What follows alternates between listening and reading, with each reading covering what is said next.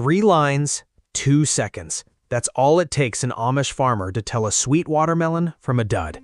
No thumping, no guessing, no cutting one open in the parking lot to find out you got robbed. If you're anything like me, you've got a system already. Thump it, listen for a hollow sound, check the color, maybe you press on it a little and hope for the best. And it fails you constantly, because those tricks aren't wrong exactly, they're just incomplete. I spent years hauling home perfect watermelons that turned out pale pink, mealy, or flat out flavorless, and I started to think I just had bad luck at the melon patch. Then, an older Amish grower at a produce stand sent me straight in about 90 seconds, and I haven't picked a bad watermelon since. Here's what's coming in this video, the full read. 4 signs in the order he taught me to check them, ending with the one almost nobody looks at, the one that told him more than the other 3 combined. I'm not gonna spoil that last one yet. It's the difference between pretty good watermelon and the one everyone at the cookout asks about. And it's the kind of detail that only comes from someone who's been doing this since before supermarkets sold watermelon by the slice. Before we get into it though, I want to walk through why the old thumping trick fails as often as it works, because understanding that is what makes the rest of this actually stick. Let's start with the thump, since it's the one everyone already knows. The idea isn't wrong. A ripe watermelon really does sound different from an unripe one. The problem is that hollow is subjective, and it changes depending on the size of the melon, the density of the rind, even how loud the produce section is that day. You end up thumping 5 melons in a row and convincing yourself they all sound kind of hollow. That's not a system, that's guessing with extra steps. The Amish approach isn't one trick, it's a sequence, and the sequence matters because each check rules out a different way a watermelon can fool you. Think of it less like a checklist and more like cross-examining the melon. No single answer is proof, it's the pattern across all 4 that tells you the truth. The first thing he taught me to check is the field spot, that pale, sometimes yellowish patch on the underside where the melon sat on the ground while it ripened. On a truly ripe watermelon, that spot should be a deep, creamy yellow, almost buttery, not white and not stark.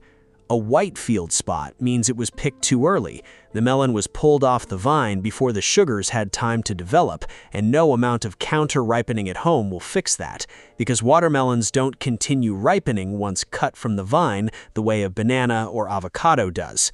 If you remember one thing from this section, remember that. Color of the spot, not the size of it. Second, he had me look at the webbing, those rough, brownish, almost scarred-looking lines running across the rind, usually near the stem end. I used to think those were blemishes, a sign of a damaged or lower-quality melon, and I actually avoided melons that had a lot of them. That's backwards. Webbing happens when bees pollinate the flower multiple times, and more pollination generally means more sugar production as the fruit develops.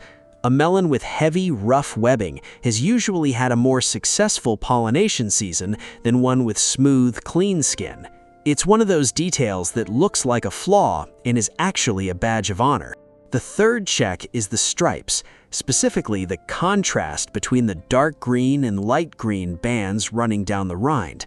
On a fully ripe melon, that contrast should be sharp, almost crisp, not soft or faded into each other. Dull, low-contrast stripes are usually a sign the melon is still a week or more from ideal ripeness, even if the size and shape look right.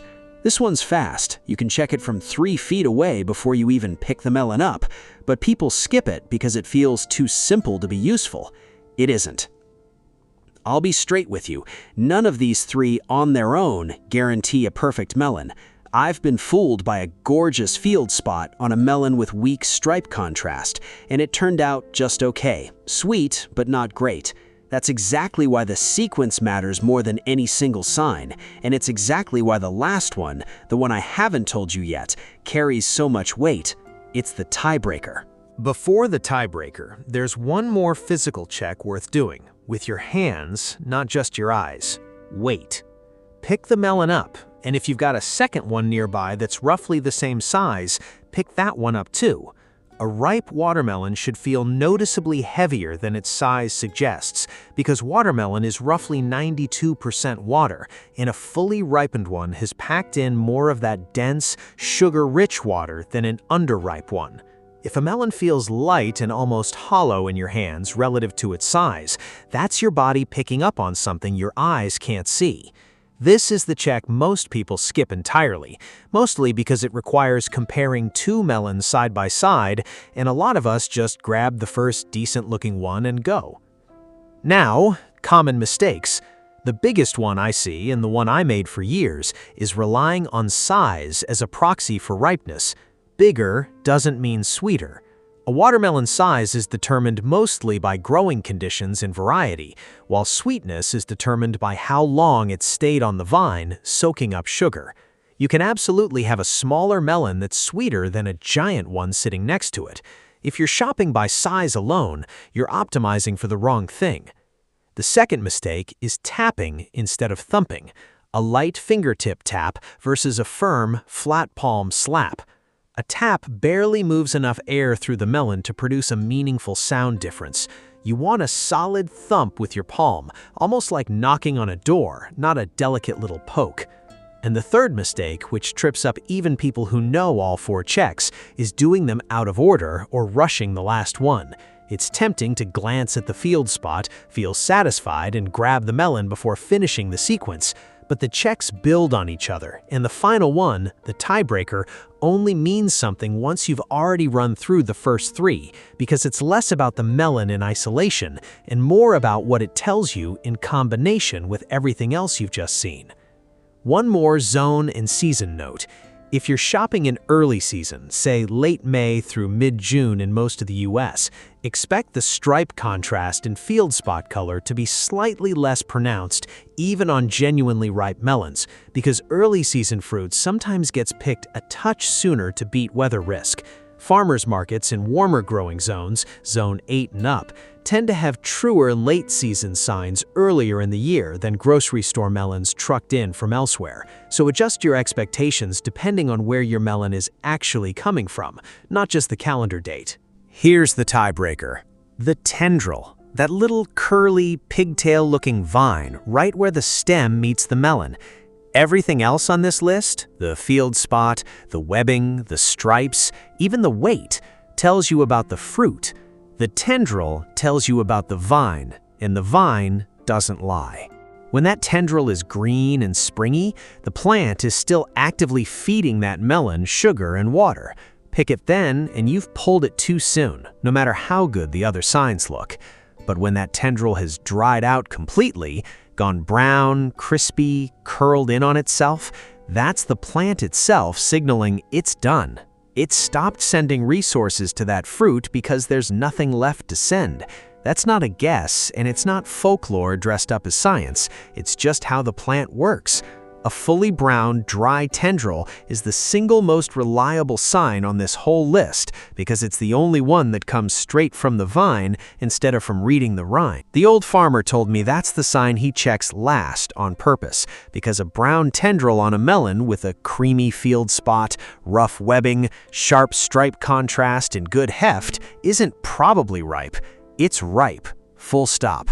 That's the whole method. 4 signs, each ruling out a different way to get fooled, stacking into one answer you can trust without ever cutting into the melon. So here's what I want you to actually do next time you're standing in front of a bin of watermelons. 1. Flip it over and check the field spot. You want deep, creamy yellow, not white. 2.